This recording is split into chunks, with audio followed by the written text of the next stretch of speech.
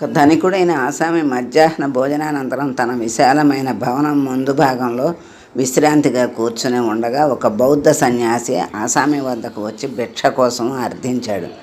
దానికి ఆసామి భిక్ష గురించి ఏమీ మాట్లాడకుండా సన్యాసితో పొగరుగా, దున్నపోతులాగా ఉన్నావు, పని పాట చేసుకోలేవా, వచ్చిన వాళ్ళందరికీ పెట్టడానికి ఇదేమన్నా సత్రవా అనుకున్నావా అని అన్నాడు.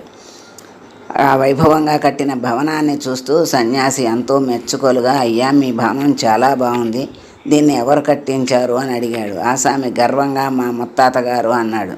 అప్పుడు సన్యాసి మీ ముత్తాతగారు, తాతగారు, తండ్రి గారు ఉన్నారా అని అడిగాడు.